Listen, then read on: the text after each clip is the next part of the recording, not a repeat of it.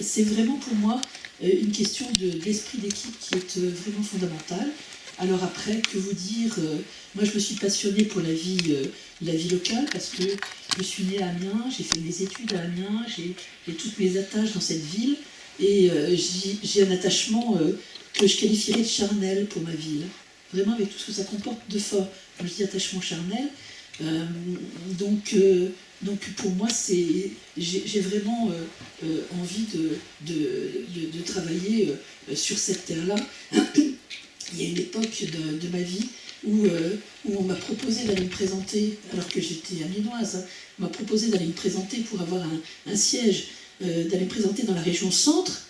J'ai regardé la personne qui m'a fait la proposition avec des yeux ronds en disant « Mais attendez, c'est pas possible, quoi. Je peux pas, ça n'a pas de sens pour moi d'aller me présenter, quitte à ce que ce soit pour obtenir un siège. C'est pas ça qui va me permettre d'être efficace. Non, moi c'est sur cette terre-là que j'ai envie de m'impliquer, dans cette terre-là j'ai envie de m'impliquer. Alors je me suis impliquée dans la vie municipale depuis longtemps. Avant votre naissance, j'étais déjà à la vie politique et déjà élue municipale.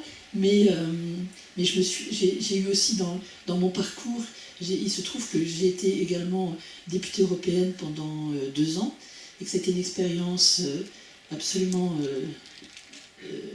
passionnante qui permet de voir la vie politique à l'échelle européenne d'une toute autre façon que celle que l'on imagine.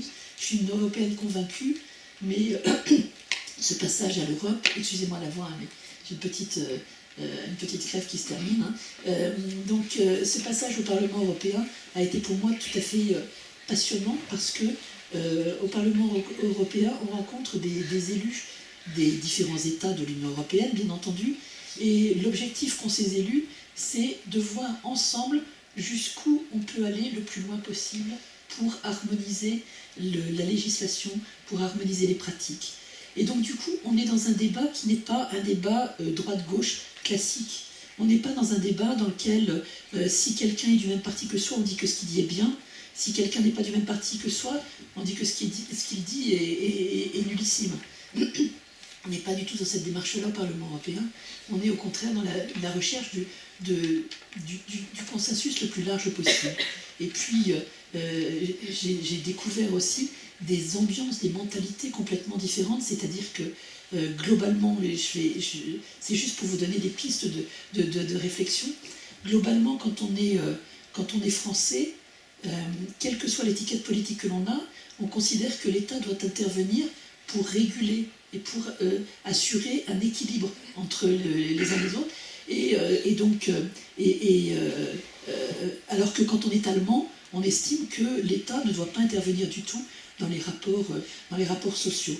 Et toujours quelle que soit l'étiquette politique. Donc c'est vous dire qu'il y a des mentalités, des conceptions qui sont différentes, donc c'est riche de rencontres. Alors pour aller dans le sens de la question qui m'a été implicitement posée, est-ce que j'ai rencontré des difficultés en tant que femme dans la vie politique? La réponse est oui, mais est-ce que j'aurais rencontré les mêmes difficultés si j'avais été un homme? Peut-être en partie. En tout cas, il y a une chose, je vais vous dire, une chose basique, c'est qu'une femme n'a pas le même organe vocal qu'un homme. C'est basique ce que je vais vous dire. Pourtant, j'ai présidé un conseil municipal dans lequel siégeait Maxime Grometz. Et quand Maxime Grometz parlait, et moi en tant que maire, j'avais la présidence de la séance et je pouvais donc couper le micro à quelqu'un, hein, bien entendu. Mais Maxime Grometz sans micro et moi avec micro, c'était encore sa voix qui passait plus fort. Voilà. Donc c'est des choses basiques comme ça. Et si je vous dis ça, c'est parce que c'est très concret ce que je vous indique.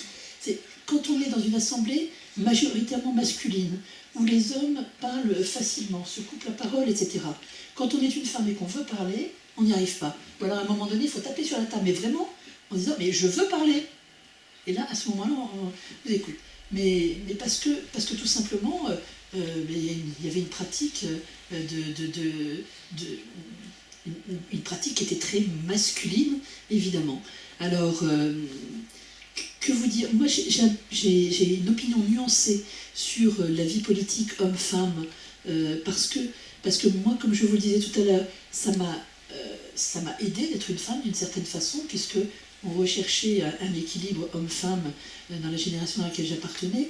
Mais pour autant, ça n'est pas simple, en effet, parce que le monde politique, mais c'est vrai aussi du monde industriel, c'est vrai du monde de l'encadrement, c'est un monde qui est parfois dur, et quand vous avez une majorité d'hommes dans ce monde-là, eh bien vous avez du mal à trouver votre place en tant que femme. Donc moi j'y suis allée sans complexe, en me disant qu'après tout, on est hommes et femmes dans la société, donc on doit trouver un équilibre. Mais je n'en ai jamais fait un combat à proprement parler. Pour vous dire les choses sur la loi sur la parité, à l'origine, je n'étais pas favorable à une loi sur la parité parce que je trouvais que c'était quand même un petit peu étonnant d'imposer la parité homme-femme dans la vie politique. Et puis à l'usage, je me suis rendu compte que si c'était une bonne chose de procéder de cette façon-là, au moins provisoirement, pour laisser arriver des générations de femmes qui s'impliquent, parce que, en fait, moi j'ai rencontré dans un certain nombre de cas des femmes que j'allais trouver pour qu'elles s'impliquent dans la vie politique locale, comme conseillère municipale ou comme adjointe, et en général, quand je demandais à des femmes de participer à la vie politique, la réaction de ces femmes, c'était de me dire « Mais pourquoi moi ?» et donc il fallait que j'explique que si j'allais trouver cette personne, c'est parce que justement je pensais qu'elle avait une implication locale, qu'elle avait des compétences, qu'elle avait une sensibilité qui pouvait apporter à l'équipe municipale, alors que je dois vous dire que j'ai jamais entendu une seule fois un homme dire pourquoi moi quand on lui proposait un poste, parce que ça paraissait tellement évident. Ah oui. Voilà. Donc une mentalité probablement différente, une façon un peu différente d'aborder les sujets, mais pour ma part je suis vraiment convaincue que ce qui est important c'est qu'il y ait un équilibre. C'est-à-dire que quand on est dans une assemblée ou dans un service même où il n'y a que des hommes ou bien que des femmes, on perd quelque chose. Je pense qu'il faut un équilibre entre les deux, et donc par exemple je vois dans les services de la ville, le service de l'eau, c'est un service qui est très masculin, parce que les techniciens sont souvent des hommes dans ce domaine-là. Il y a un travail qui est fait sur le terrain, voilà. Donc ce sont souvent des hommes. Mais il se trouve que la directrice du service et son adjointe sont deux femmes. Voilà. Ça s'est trouvé comme ça, on ne l'a pas fait exprès. On n'a pas nommé ces dames parce qu'elles étaient des femmes, mais parce qu'elles d'abord elles avaient la compétence et qu'elles avaient l'envie de remplir ces missions. Mais voilà. Donc je pense que l'égalité homme-femme, ça ne s'institue pas, ça se cultive, ça se développe, ça s'améliore. Il y a encore de gros progrès à faire, évidemment, notamment en termes de salaire. Hein, ça, c'est le gros point noir actuellement. Mais globalement, quand je regarde depuis 30 ou 40 ans l'évolution, je me dis qu'il y a eu quand même beaucoup de progrès qui ont été faits, et qu'aujourd'hui, ça paraît tout à fait normal d'avoir des femmes dans toutes les strates de la vie, toutes les strates de responsabilité de manière générale, que ce soit dans le privé, dans le public, dans la vie politique, dans la vie associative, même si dans les associations de parents d'élèves, par exemple, on trouve plus en général de femmes que d'hommes. Dans les écoles maternelles, on trouve plus d'institutrices que d'instituteurs, mais à l'inverse, dans d'autres métiers, c'est autrement. Voilà. Donc je pense que c'est un sujet qui est sur lequel on doit avoir une attention particulière, mais ça ne s'institue pas. Je pense aussi que ça dépend de l'engagement de chacun, et qu'il faut développer une culture de l'égalité. Mais pour moi, la culture de l'égalité homme-femme, c'est exactement la même que la culture de la lutte contre toutes les discriminations, quelles qu'elles soient, discrimination raciale, religieuse, de préférence sexuelle, que sais-je encore. Voilà. Pour moi, c'est vraiment une question d'égalité. C'est pas par hasard. Si sur le fronton de nos mairies, on a indiqué liberté, égalité, fraternité. Je pense que c'est vraiment ça qui est fondamental et qu'il faut qu'on cultive. Voilà ce que je pouvais vous dire peut-être Très rapidement, pour vous donner les grandes lignes de ce que je pense sur le sujet, mais je préfère, ma nature me pousse plutôt à l'échange, et donc je préférerais répondre à vos questions que de vous imposer plus longtemps un pseudo-discours qui ne répond pas nécessairement à ce que vous attendez. Donc je préfère m'adapter à ce que vous souhaitez, à ce qui vous intéresse, et répondre à vos questions. Merci.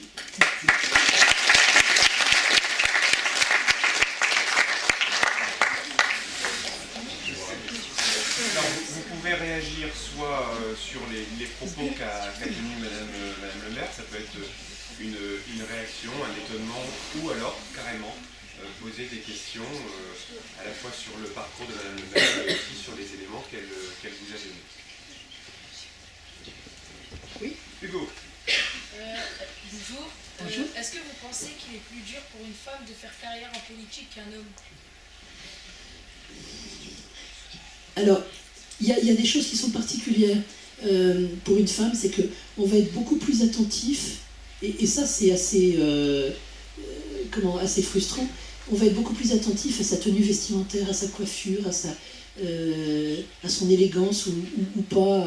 Voilà. On va être très attentif à des côtés, à l'aspect formel, si vous voulez. Un homme, il va être habillé avec un costume, une cravate en général, et puis c'est tout. Et s'il porte tous les jours le même costume, la même cravate, personne ne va trouver à dire. Tandis qu'une femme, si on la voit deux fois avec la même tenue, on va dire tiens c'est bizarre, elle a que ça à se mettre, ou on va faire des remarques. Certains ministres, y compris, se sont pris un certain nombre de remarques que pour ma part je trouve totalement déplacées, quoi. Vraiment, moi je revendique l'égalité.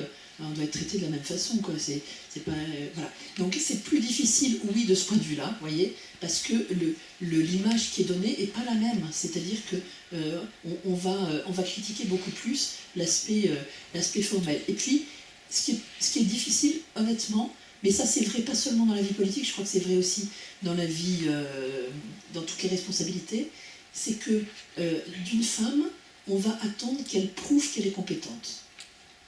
Pour qu'elle puisse occuper un poste à responsabilité, il va falloir qu'elle prouve qu'elle est compétente. Alors qu'un homme, on ne va pas lui demander de prouver qu'il est compétent. On va considérer que s'il est à ce poste-là, bon, c'est qu'il est compétent. Voilà. Donc je trouve qu'il y a une différence quand même de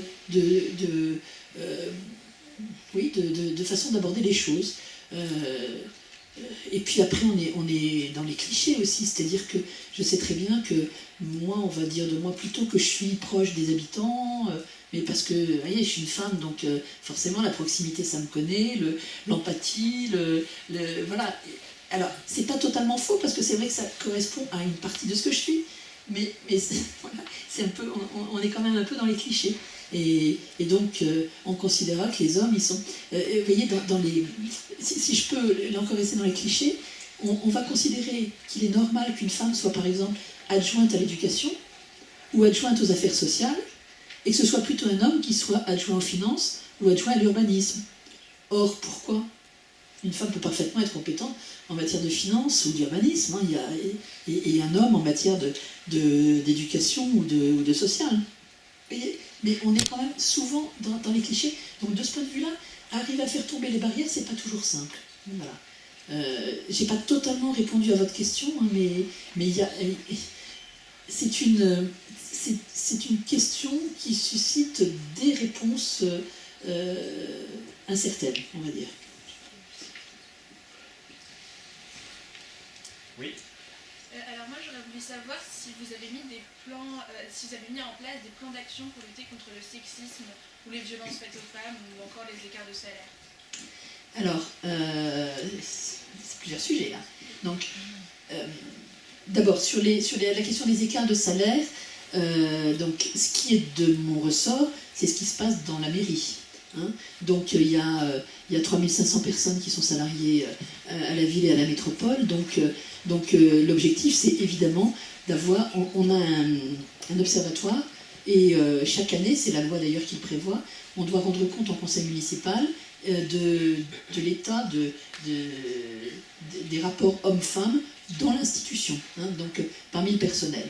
Le service des ressources humaines élabore un dossier et on constate qu'il y a, alors à la ville et à la métropole, tout confondu, hein, il y a à peu près moitié hommes, moitié femmes. On a regardé dans les catégories, hein, catégorie C, donc les agents d'exécution, catégorie B intermédiaire, catégorie A, les cadres sup. Il y a un équilibre homme-femme dans toutes ces catégories-là. Voilà. Donc, et ça, moi, j'y suis attentive, même si je ne veux pas qu'on recrute des gens parce qu'ils sont hommes ou parce qu'ils sont femmes, mais d'abord parce qu'ils correspondent au profil. Mais malgré tout, on va chercher à avoir une tendance équilibrée. Même si dans la direction générale des services, le directeur général est un homme, et dans la direction générale des services, il n'y a plus de femmes. Il y en avait une qui malheureusement est décédée il y a quelques mois. Donc vous voyez, il y a encore des progrès à faire dans ce domaine-là. Sur les salaires, on est très attentif à ce que les salaires soient équilibrés et qu'il n'y ait pas de femmes qui pâtissent d'une carrière différente. Mais il faut savoir aussi que si parfois il y a des écarts de salaire dans le public, puisque dans le public on traite de la même façon les hommes et les femmes, mais si parfois il y a des écarts de salaire, c'est parce que la carrière n'est pas la même. C'est-à-dire qu'il y a des femmes qui arrêtent leur activité professionnelle un temps pour élever leurs enfants et reprennent après. Ça fait une rupture dans la carrière et c'est ça qui fait que après, à âge égal, eh bien, le parcours n'est pas nécessairement exactement le même. Mais nous y sommes évidemment extrêmement attentifs. Il y a un gros sujet sur notre territoire, c'est celui des violences familiales, et notamment subies par les femmes ou les enfants, et là, il y a des actions qui sont mises en œuvre de concert entre l'État et nous, collectivités locales. Il y a notamment, nous participons au financement d'un téléphone d'un téléphone particulier, si vous voulez, qui permet à des femmes de pouvoir réagir immédiatement et être en lien direct avec les services de police si leur compagnon ou mari devient violent. Enfin voilà, il y a des actions qui sont menées et on est très attentif aussi à permettre aux femmes, parce que c'est ça qui est important, qu'elles puissent rester chez elles quand elles ont un mari ou compagnon qui les bat, parce que dans le passé, ce qui se passait, c'est que c'était les femmes qui partaient et qui laissaient le logement au mari ou au compagnon qui était violent. C'est double peine quelque part. Donc là maintenant, la règle est inversée, et c'est donc la femme qui doit rester sur place, et c'est l'homme qui doit quitter les lieux, tout simplement. Enfin, donc il y a des actions qui sont menées, oui, bien sûr, mais c'est un travail de longue haleine, évidemment. Oui. Bonjour madame. Bonjour. Préférez-vous que l'on vous appelle madame le maire ou madame la maire? Ah, ça c'est symbolique aussi, bien sûr. Hein. Alors, moi je suis tout à fait favorable à la féminisation des noms quand ça s'y prête bien. Par exemple, dire madame la ministre, ça me va tout à fait bien. Je ne parle pas de moi, évidemment. Hein. Je n'ai pas d'ambition dans ce domaine.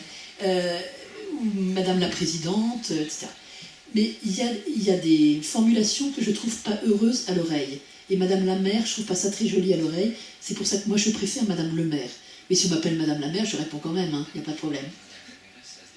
Alors madame la mairesse, normalement, c'est l'épouse du maire. Donc ça, non. Mais normalement, c'est madame le maire ou madame la maire, et ça, c'est selon. C'est au Canada qu'il féminise énormément, et que, par exemple, on dit madame la recteur en mettant un E à recteur.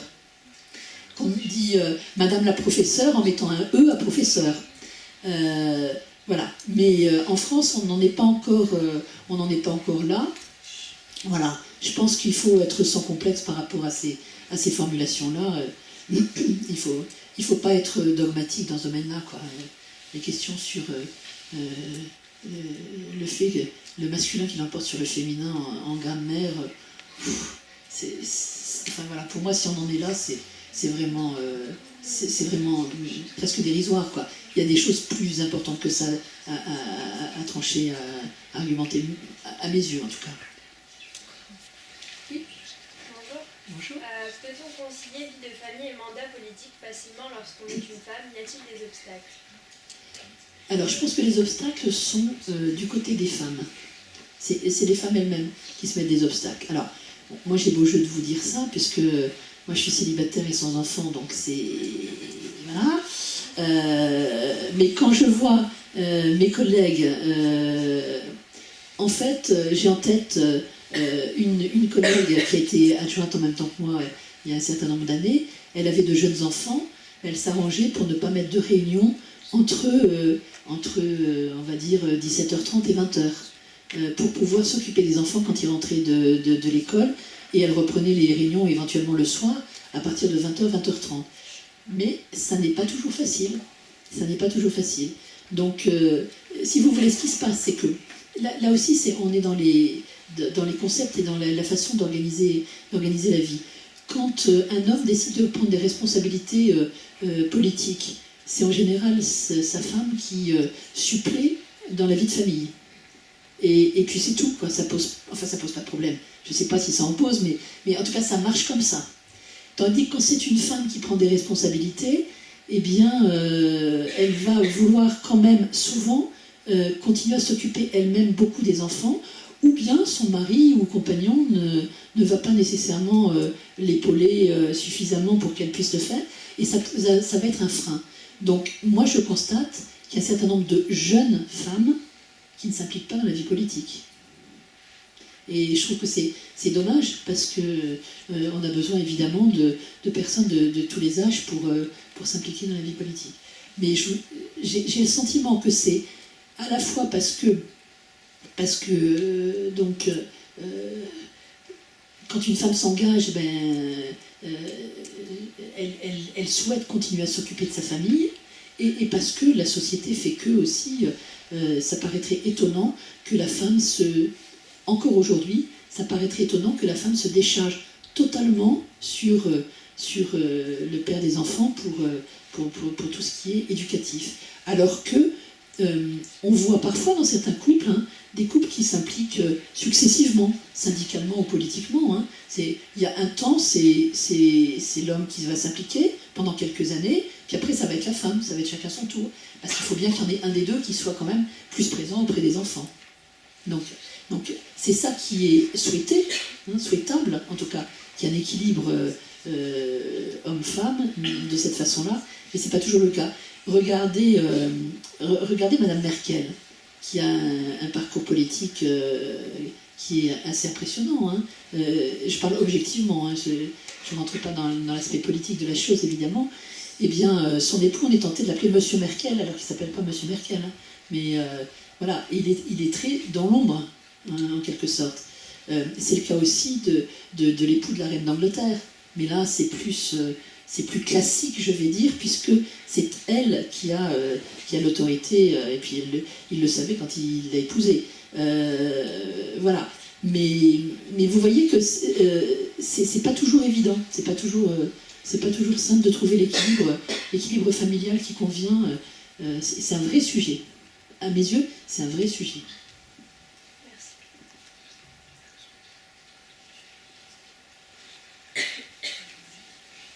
Il y a d'autres questions ?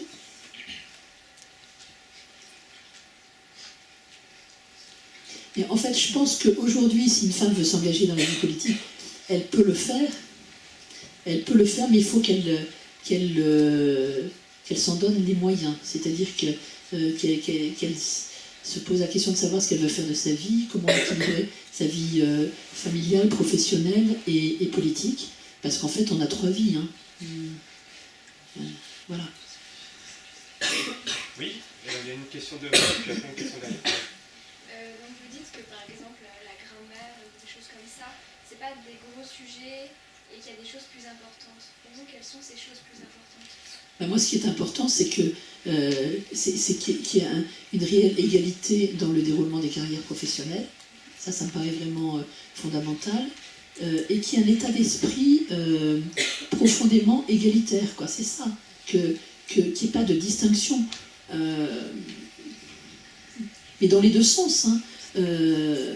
Aujourd'hui, ça paraît un peu exceptionnel d'avoir un homme assistant social, par exemple, ou bien un homme sage-femme. Alors il a fallu trouver un nom d'ailleurs, parce qu'on ne peut pas dire d'un homme qu'il est sage-femme, donc on trouve un autre terme. Mais à l'inverse, il faut aussi qu'une femme, si elle souhaite être, tenir une grue, ou si elle souhaite, je sais pas, être chef de chantier dans le bâtiment. Voilà. Je pense que c'est profondément ça, que chacun puisse faire ce qu'il a envie de faire comme métier et qu'il soit traité dans un déroulement de carrière de manière égalitaire. Voilà. C'est vraiment ça pour moi qui est absolument fondamental. Et puis pour moi ce qui est totalement intolérable, c'est ce que vous disiez tout à l'heure, c'est les violences intrafamiliales. Ça pour moi c'est juste totalement inimaginable. Mais voilà, c'est un sujet qui dépasse infiniment l'égalité homme-femme. Là, c'est simplement une question de respect des personnes, parce que ça va de soi, même si ça va encore mieux en le disant, malheureusement. Est-ce que quand vous étiez au lycée, on évoquait déjà la question sur l'égalité homme-femme? Oh là. Je disais, quand j'étais au lycée, donc il y a un certain temps, c'était pas la question de l'égalité homme-femme, je dirais, c'était les sujets qui occupaient à ce moment-là, c'était plus la mixité que l'égalité.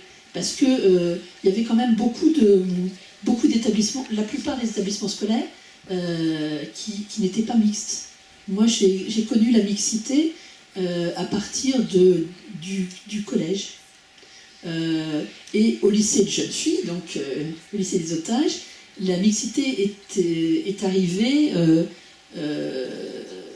1 an au-dessus de moi. Donc 2 ans au-dessus de moi, il n'y avait que des filles. Lycée des Otages. Donc c'est vous dire que c'était plutôt ça. Donc la question ne se posait pas de l'égalité, puisque on n'était pas dans les mêmes, on n'était pas éduqués dans les mêmes lieux juste avant. Donc vous voyez, le cap a passé.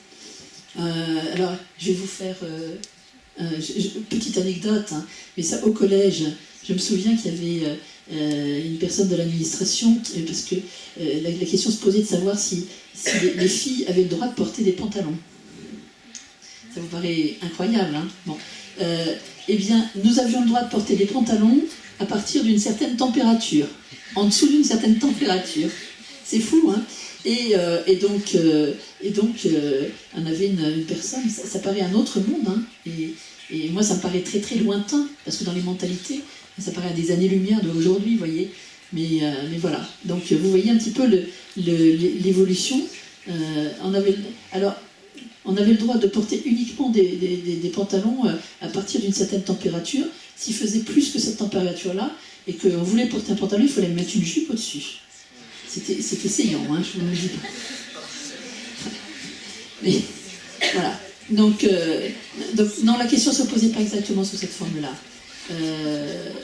Mais en fait, moi j'ai été élevée dans une famille, je vais dire classe moyenne, hein, mais j'ai été élevée dans une famille où il y avait un profond sentiment d'égalité.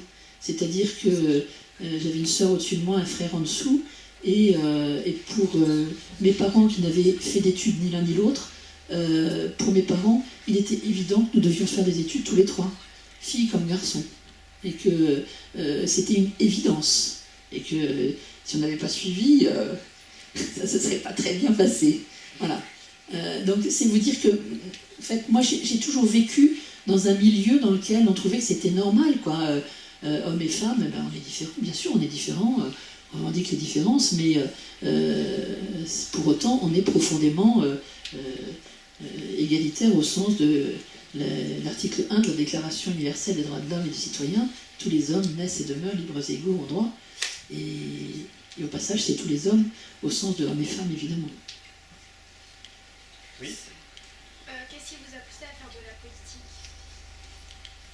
Alors, je pense que c'est un goût inné d'abord, mais c'est surtout le sentiment profond que j'ai beaucoup reçu de la vie, puisque j'ai pu faire les études que je voulais, faire le métier que je voulais, que j'ai été quand même assez largement gâtée par la vie, voilà, et que c'est normal aussi de passer du temps, de redonner un peu de ce qu'on a reçu, et puis là, vraiment moi, j'aime participer, quoi. J'aime être acteur. J'aime... je ne demande pas qu'il y ait ma trace dans l'histoire, ça, c'est pas le souci.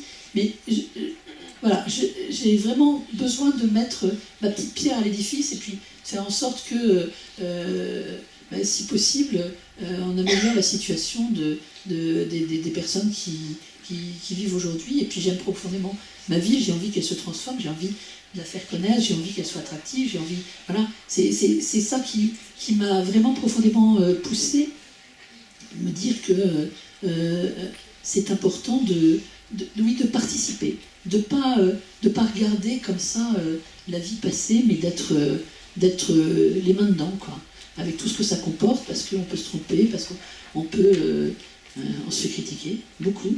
Il faut avoir le cuir solide. Mais il faut avoir du recul, surtout par rapport à ce qui se passe, parce que il faut à la fois écouter les critiques, hein, bien entendu, et puis en même temps les passer dans un sas, quoi, se demander ce qui est important et ce qui l'est moins. Voilà. Mais profondément, c'est la volonté de participer à la vie, quoi, d'être acteur dans la société, de pas à la fin de ma vie me tourner en disant qu'est-ce que j'aurais dû faire pour améliorer les choses et que j'ai pas fait, quoi. Alors il y en aura plein certainement, mais qu'au moins j'ai pas trop de regrets. Oui. Et est-ce que justement en tant que femme politique vous avez reçu plus de critiques par rapport à d'autres hommes qui ont à peu près le même parcours que vous? C'est difficile de comparer parce que je pense que personne n'a le même parcours. Mais si vous voulez, quand on est... ça c'est... En fait, bon, moi je suis maire, donc ça veut dire que j'ai été candidate tête de liste, donc quelque part je me suis exposée. Et les critiques, c'est moi qui les prends. Il se passe quelque chose dans la ville, en bien comme en mal, c'est de ma faute, quoi. Et ça j'assume complètement, hein, je veux dire, c'est la loi du genre. Donc forcément... quand on prend des responsabilités, on s'expose, et donc on suscite beaucoup plus de critiques que si on restait tranquillement chez soi. Hein. Voilà. Donc je ne sais pas si je subis plus de critiques que d'autres. Ça, c'est des questions que je ne me pose pas. Moi, j'essaie d'avancer. Voilà. Et j'essaie de convaincre quand c'est possible, et puis de faire en sorte que d'écouter les critiques, mais pas d'y être suspendu complètement et d'être traumatisé par les critiques, quoi. Parce que c'est la loi du genre, au fond. Mais je ne sais pas répondre à votre question. Est-ce que je suis plus que d'autres objet de critique? Ça, je ne sais pas répondre. C'est pas moi qui suis la mieux à même de répondre. C'est plutôt les analystes qui pourraient le dire. Moi, je suis peut-être un peu trop dans l'action et pas assez dans le recul pour me rendre compte. Bonjour. Bonjour. Combien de rues à Amiens portent un nom de femme? Pas beaucoup. Pas beaucoup. C'est tout à fait juste.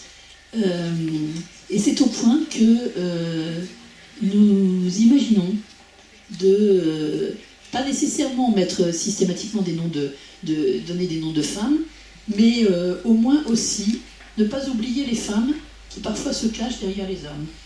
Je m'explique. Il y a un boulevard qui s'appelle boulevard Jules Verne. Qui sait que la femme de Jules Verne s'appelait Honorine Verne et que s'il a eu la carrière qu'il a eue, c'est probablement parce que son épouse l'a épaulé. Eh bien, on pourrait parfaitement imaginer qu'on laisse boulevard Jules Verne, mais qu'on ajoute le nom d'Honorine. Vous voyez, sur les plats coudés. Vous allez me dire, c'est peut-être symbolique, mais on vit aussi de symboles. Hein, donc voilà. Là, on est en train de donner des noms à des espaces à l'intérieur de la citadelle. Et on a choisi justement de donner un certain nombre de noms de botanistes femmes. Donc on va avoir le jardin d'Anna, le jardin de Louise et le jardin de la troisième, je ne sais plus. Et donc en expliquant qui est Anna, qui est Louise et qui est... Voilà. Donc on a cette démarche-là. On ne va pas systématiquement donner des noms de femmes à des rues, mais il ne faut pas oublier, en effet, un certain nombre de femmes. Il y a maintenant une rue Camille Claudel à Amiens, c'est bien normal, puisque c'est une très grande artiste qui est picarde. Il y a une rue Olympe de Gouges, voilà, mais c'est vrai qu'il n'y a pas beaucoup de noms féminins. Mais c'est un cercle vicieux, parce que regardez, dans les noms de rue, vous avez beaucoup d'hommes politiques. Or, je vous rappelle que les femmes n'ont le droit de vote que depuis la Seconde Guerre mondiale. Donc, elles n'ont pu s'impliquer que depuis là. Et donc, on a une place René Goblet à Amiens. À l'époque de René Goblet, il n'y avait pas de femmes dans la vie politique. Si ce n'est les suffragettes, mais il y en avait un nombre très restreint. Voilà, donc on a beaucoup de noms même les poètes comme Voiture, enfin voilà, on a beaucoup de rues qui portent des noms masculins parce que il y avait plus d'hommes que de femmes, mais même dans... Vous savez, vous connaissez peut-être Chantal Langlacé, qui est une grande sportive et qui est marathonienne. Et en fait, elle fait partie de la première génération de femmes qui ont été autorisées à courir le marathon. Parce qu'auparavant, on se disait que c'était trop dur pour les femmes et que ça risquait de les perturber physiquement de faire le marathon. Voilà. Et Chantal Langlacé, elle a un peu plus de 60 ans. Hein. Et si vous aviez un nom de femme à proposer à Madame le maire pour porter une rue amiénoise, enfin, j'adresse la question à toi, mais je peux l'adresser un petit peu collectivement. Est-ce que vous souhaiteriez qu'une femme ait son nom de rue à Amiens? Alors, Madeleine Michelis, oui, ça c'est facile. Alors Simone Veil, bien sûr, quand Simone Veil est décédée, on s'est immédiatement dit que ce serait très bien de donner le nom de Simone Veil à une rue de notre ville. Mais le Conseil général nous a piqué l'idée, et plus vite, et il a décidé de donner le nom de Simone Veil à l'ancienne école normale boulevard Châteaudun, qui va accueillir donc les services sociaux, notamment du département.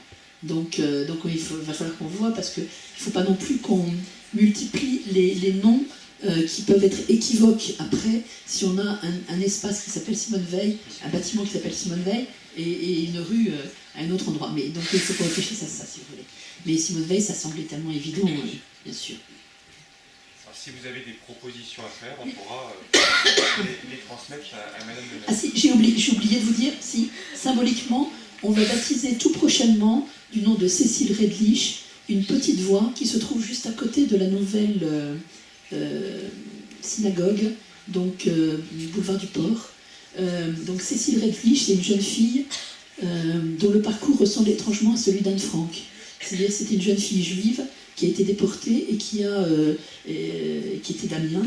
Voilà. Donc on va donner son nom à la petite voie qui jouxte la synagogue, la nouvelle synagogue. Tout à l'heure, vous avez parlé de votre plus grande proximité avec les Amiénois. Est-ce que vous avez le sentiment que les Amiénois ou les électeurs donnent plus de crédit, d'honnêteté à une femme politique qu'à un homme? Probablement. Probablement. Mais parce que les affaires qui ont défrayé la chronique, ici ou là, ont touché toujours des hommes et pas des femmes. Mais alors après, la question c'est est-ce que ces affaires ont touché les hommes parce qu'il y avait des hommes dans la vie politique, ou voilà, c'est une autre question.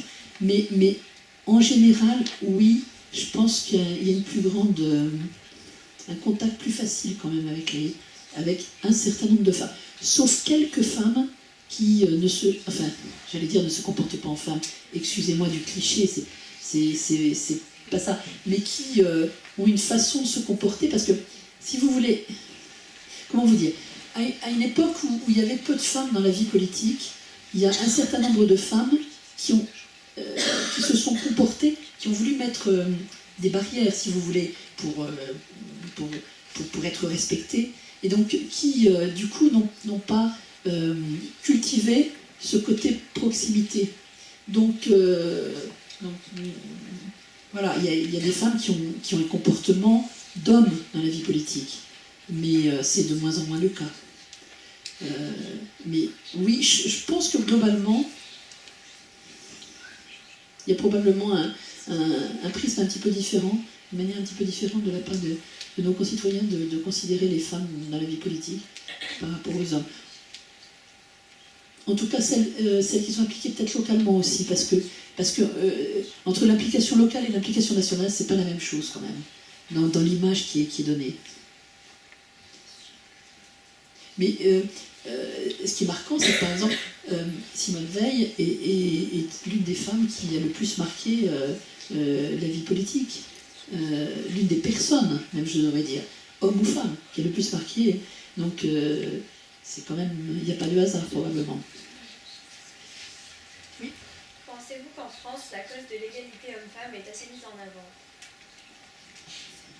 Alors, je vais vous faire une réponse nuancée, peut-être de surprise, mais qui consiste à dire, c'est pour moi la cause de l'égalité, c'est pas seulement en parole, parce que c'est tellement facile de prononcer des discours sur l'égalité homme-femme. Donc, dans les discours, je pense qu'il y a suffisamment de choses qui sont faites.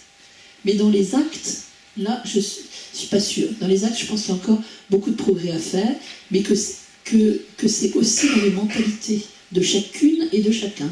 Et quand je dis ça, c'est pas seulement la mentalité des garçons, hein, c'est aussi dans la mentalité des filles.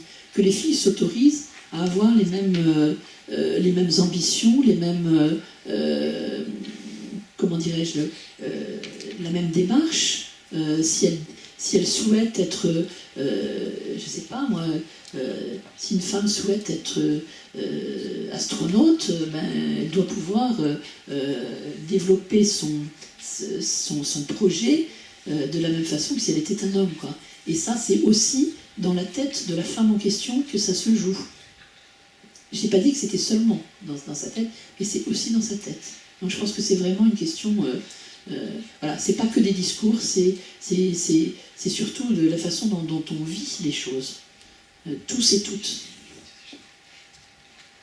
Il est déjà 10 heures, donc le temps a passé très vite. Et comme les lycéens ont cours maintenant, c'était la dernière question. Madame le maire, je vous remercie beaucoup de votre participation. Merci à vous. Je suis consciente d'avoir répondu que partiellement à vos interrogations. Et puis c'est un témoignage que je vous apporte, c'est ce que moi je ressens, et c'est pas autre chose. Hein. Donc à compléter, c'est bien justement que vous ayez eu un autre témoignage qui est, je le sais, très sensiblement différent. Je connais bien Laurence Rossignol, donc j'imagine qu'elle n'a pas eu du tout le même type de discours que moi. Mais je pense que c'est aussi ça l'intérêt de ces rencontres. Et merci de m'avoir obligé à réfléchir à ces sujets-là aussi aujourd'hui. Et puis, je souhaite qu'il y ait parmi vous beaucoup de... C'est ça peut-être le message que je peux vous passer. Je souhaite qu'il y ait parmi vous beaucoup de garçons et de filles qui s'impliquent dans la vie associative et dans la vie politique. Parce que c'est important qu'on ait aussi des personnes qui s'impliquent avec générosité et talent, mais ce dont je ne doute pas. Merci beaucoup.